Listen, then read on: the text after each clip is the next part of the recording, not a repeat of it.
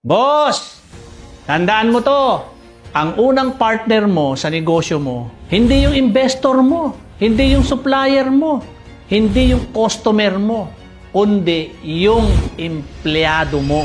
Sila ang frontliner ng negosyo mo. Sila ang unang nakikita ng kliyente. Sila ang nagdadala ng pangalan mo araw-araw. Kaya kung bulok ang trato mo sa kanila, huwag kang magtaka kung bulok din ang trato ng customer mo sa negosyo mo. Hindi ka lalaki kung wala kang katuwang. Kahit gaano ka katalino, kahit gaano ka kayaman, kung wala kang tao na handang sumuporta sa'yo, di wala rin. Kaya ayusin mo yung relasyon mo sa mga empleyado mo. Huwag mong gawing alipin, huwag mong pahirapan. Bigyan mo ng respeto, tamang sahod at pagkilala. Kasi kung sila ay masaya, gagawin nila lahat para lumago yung negosyo mo. Tandaan mo na ang negosyo na walang maayos na empleyado, para yung barko na walang crew, lulubog. Pero ang boss na marunong mag-alaga at makisama sa tao, kahit simpleng bangka lang, makakarating yan ng ligtas at matagumpay. Real talk lang, mga ma'am, sir. Kung gusto mong tumagal yung negosyo mo, huwag puro yabang.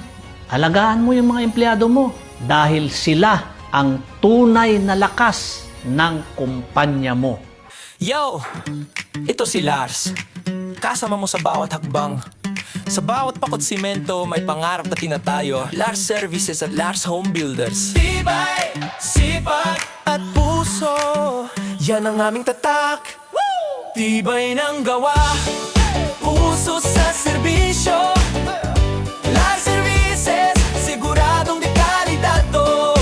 Bahay at pangarap, sabay nating buuin.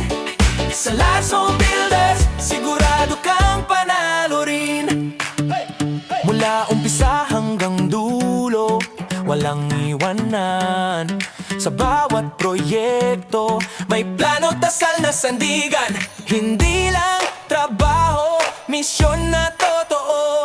Magbigay na inspirasyon, yan ang panalo, bro. May araw na mahirap, minsan gusto mong sumuko. Pero tandaan mo, sa hirap may aral na totoo. Pagod at pawis, kabahagi ng tagumpay. Kapit lang kaibigan, tuloy ang buhay.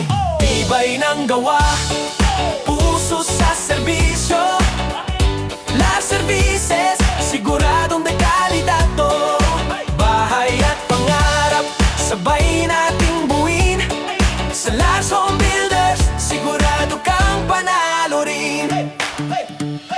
Kung gusto mong matuto, maniwala sa sarili. Simula ngayon, wag mong hayaang mapahinto ang kilig.